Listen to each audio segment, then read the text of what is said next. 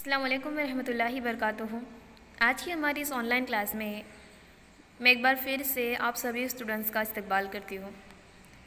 Chapter number 7 जिसका नाम है लिसान और तरसील, ये चैप्टर हमारा चल रहा है। लिसान के बारे में हमने बखूबी समझ लिया।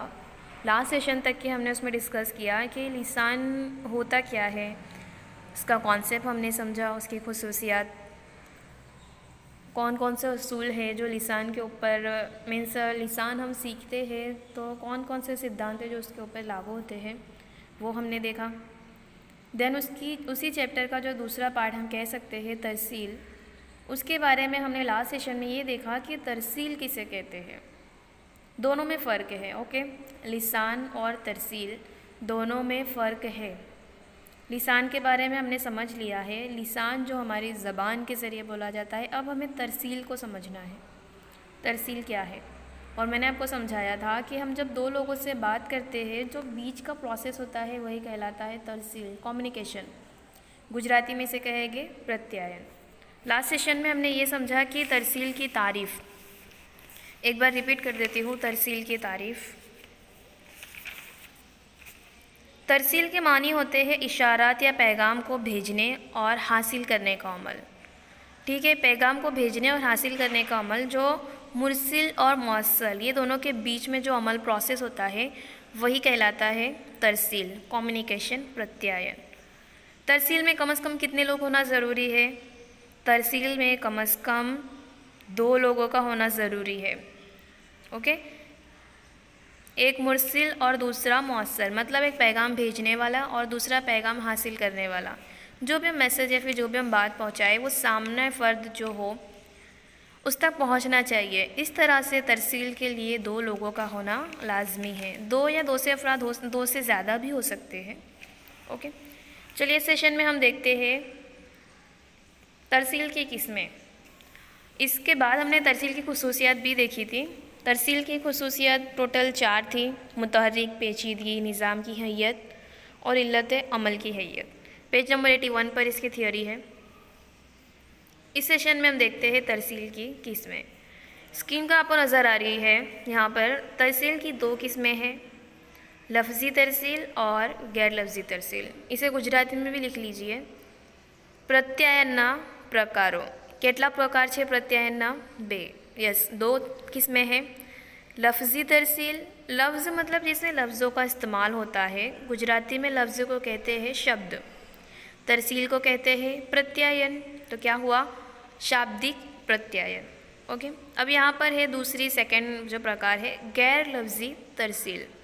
उसे गुजराती में कहेंगे अशाब्दिक प्रत्यायन, जिसमें शब्दों का इस्तेमाल नहीं होता है। डिटेल में समझेंगे। फर्स्ट ऑफ ऑल ये समझ लीजिए कि तरसील की 2 किस्में हैं, लफ्ज़ी तरसील और गैर लफ्ज़ी तरसील। क्लियर? लफ्ज़ी तरसील को कहेंगे गुजराती में शाब्दिक प्रत्यायन।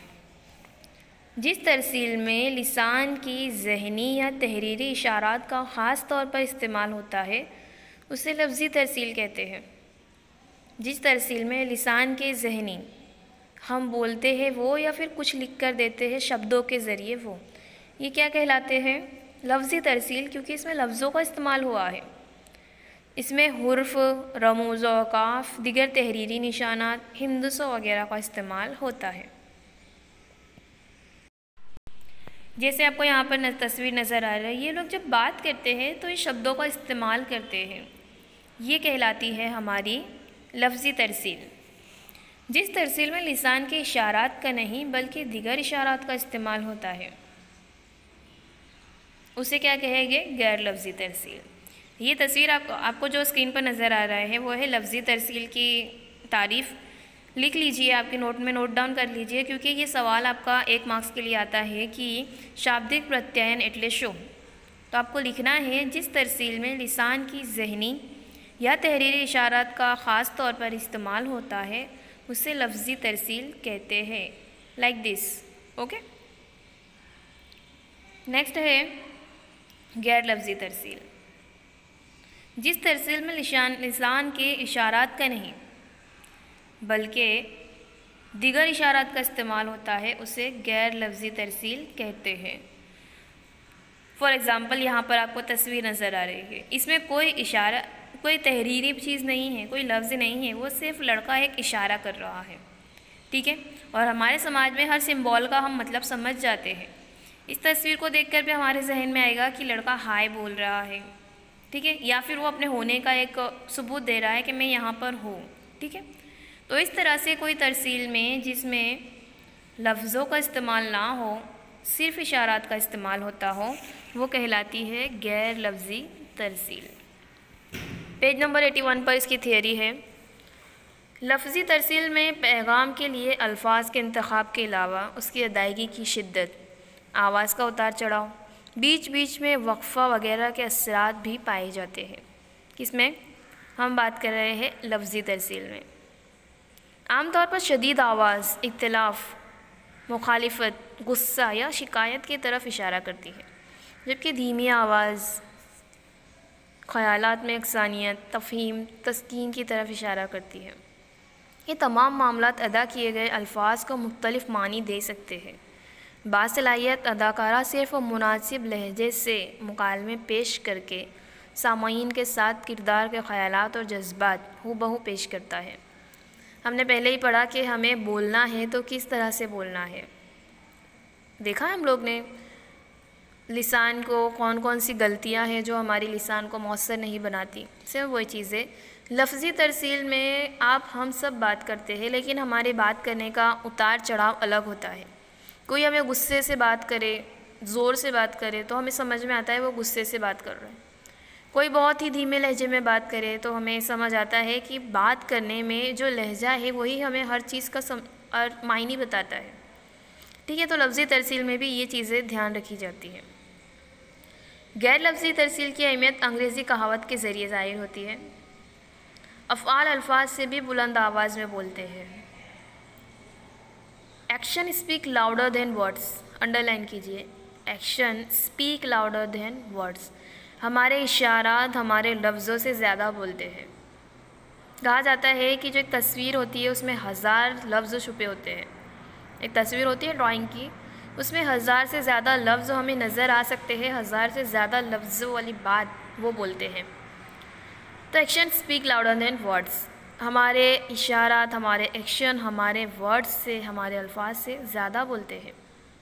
लफ्ज़ी इशारात के साथ साथ भी इस्तेमाल किए जा सकते हैं, लेकिन साथ साथ में इस्तेमाल करते वक्त लफ्ज़ी और गैर लफ्ज़ी इशारात में मुआफ़िक़त चाहिए, वरना तरसील गैर वाज़ेह और पेचीदा बन जाएगी। मसलन तुमसे एक एग्ज़ाम्पल है, मसलन तुमसे मिलकर खुशी हुई। इन अल्फाज की अदायगी के वक्त चेहरे पर सख्ती या हिकारत के तासुरात हो तो सुनने वाले को ये महसूस होगा कि अल्फाज गलत है और अच्छा असर कायम करने के लिए कहे गए हैं। कई बार होता है कि हम लोग बात कुछ और करते हैं और हमारे चेहरे के तासुरात कई और बनते हैं। होता है कई बार कि हमें गुस्सा आ रहा हो लेकिन हम सामने वाले पे गुस्सा जाहिर नहीं कर पाते हैं, इसलिए हम जानबूझ के मुस्कुराते हैं और बात करते हैं। ये चीज़ें भी हमारे जो भी जिससे भी हम मुखातिब हो उसे ये चीज़ें समझ आती है, और यही चीज़ों को नोटिस करने के बाद, एनालाइज करने के बाद वो उसका अर्थ और मायने निकालता है, ठीक है। तो लफ्ज़ी तरसील और गैर लफ्ज़ी तरसील दोनों में हमारे चेहरे के तासुरात, हमारा लहजा असर करता है। चंद तासुरात कैसे होते हैं? अलग अलग हमारे तासुरात अलग अलग मायने ज़ाहिर करते हैं।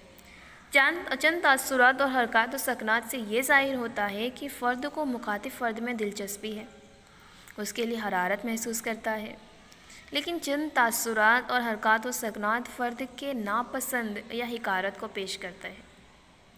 तासुरात मतलब हमारे चेहरे के एक्सप्रेशंस, जो हम बात करते वक्त हमारे चेहरे पर सामने वाले फ़र्द को नज़र आ जाते हैं। कई बार हमारे चेहरे पर ऐसे तासुरात होते हैं जिससे पता चलता है कि सामने वाले में इसको इंटरेस्टेड है या फिर दिलचस्पी है बात करने में, और कई बार ऐसा लगता है कि इसे बात नहीं करनी, सिर्फ यूँ ही टाइम वेस्ट करने के लिए, फिर टाइम पास करने के लिए बात हो रही है। चेहरे पर हमेशा रहने वाली मुस्कुराहट दिगर अफराद के लिए नेक ख्वाहिशात का इजहार है। सख्ती, गुस्से से सुर्ख चेहरे मनफी ज़हनी रुझानात की तरफ इशारा करते हैं। कोई फ़र्द है जो बहुत ही गुस्से में बैठा हुआ है, उसकी आंखें चढ़ी हुई है, भले ही वो कुछ ना बोले तब भी हम समझ जाएंगे कि ये फ़र्द गुस्से में है। समझते हैं? मुखातिब फ़र्द के साथ काफ़ी देर आँखों का ताल्लुक़ दिलचस्पी और दोस्ती की तरफ इशारा करता है, जबकि छत की तरफ या खिड़की के बाहर देखना मुखातिब फ़र्द के लिए गैर दिलचस्पी और उसको नज़रअंदाज करने के रुझान की तरफ इशारा करता है। कई बार ऐसा होता है कि हम जो फ़र्द से मुखातिब है उसके आँखों में देखकर उसके साथ मुस्कुराकर बात करते हैं, तो हमें समझ में आता है कि ये फ्रेंडशिप है, फ्रेंड है, इनको बात करने में एक दूसरे से इंटरेस्टेड है। लेकिन कई बार ऐसा होता है कि जिससे हम मुखातिब है या फिर कोई भी हो जिससे हम बात कर रहे हैं, हम उसको देखने की बजाय, वो फ़र्द को देखने की बजाय आसपास देखें, इससे ये चीज़ ज़ाहिर होती है कि हमें उस फ़र्द से बात करने में ज़रा भी इंटरेस्ट नहीं है। ठीक है। गैर लफ्ज़ी तरसील काफ़ी अहमियत के हामिल होने की वजह से उसका जिस्म की ज़बान के तौर पर मुताला किया गया है। ठीक है। गैर लफ्ज़ी तरसील में तो सिर्फ इशारात होते हैं, लेकिन उसे बॉडी लैंग्वेज के तौर पर जाना जाता है। बॉडी लैंग्वेज, हमारी जो बॉडी के एक्शन है वही हमारी लैंग्वेज बन जाती है। जैसे यहाँ पर आपको तस्वीर देखकर ही समझ आ रहा है कि जो ये लड़का आपको नज़र आ रहा है बहुत ही ज़्यादा खुश है। ठीक है। भले ही कुछ ना कहे लेकिन बॉडी लैंग्वेज बोलती है, इसलिए इसे बॉडी लैंग्वेज कहा जाता है। जैसे हाथ हिलाना या पीठ थपथपाना रज़ामंदी की तरफ इशारा है। गैर लफ्ज़ी तरसील फ़र्द की पसंद या नापसंद की तरफ इशारा करती है। इससे ये भी ज़ाहिर होता है कि उस फ़र्द के साथ तरसील हो सकती है या नहीं हो सकती। इसके अलावा गैर लफ्ज़ी तरसील हवासों के इश्तिआल में भी इजाफ़ा करती है। यही नहीं, दो अफराद के दरमियान ताल्लुकात कितने गहरे हैं इस तरफ भी इशारा करती है। इन शॉर्ट देखा जाए तो लफ्ज़ी तरसील से ज़्यादा मौसर, ज़्यादा इफ़ेक्टिव कौन सी तरसील है? गैर लफ्ज़ी तरसील। कई बार हम लफ्ज़ी तरसील में गैर लफ्ज़ी तरसील का इस्तेमाल भी करते हैं, इशारों का इस्तेमाल भी करते हैं, जो हमारी बात को, हमारी तरसील को और ज़्यादा इफ़ेक्टिव और ज़्यादा मौसर बनाती है। तो आज के सेशन में हमने पढ़ा कि तरसील की कितनी किस्में हैं। आई होप सो कि आपको याद रहेगा तरसील की 2 किस्में हैं, लफ्ज़ी तरसील और गैर लफ्ज़ी तरसील। दोनों के बीच का फ़र्क आपको पता होना चाहिए। लफ्ज़ी तरसील जिसमें लफ्ज़ों का इस्तेमाल होता है, गैर लफ्ज़ी तरसील जिसमें इशारात का इस्तेमाल होता है, लफ्ज़ों का इस्तेमाल नहीं होता, जिसे बॉडी लैंग्वेज भी कहते हैं। इतना इम्पॉर्टेंट ये है। ठीक है। तो जितने भी इम्पोर्टेंस पॉइंट है उसे नोट डाउन कीजिए, नोट में लिखिए, थियरी को ध्यान से पढ़िए। Okay, thank you.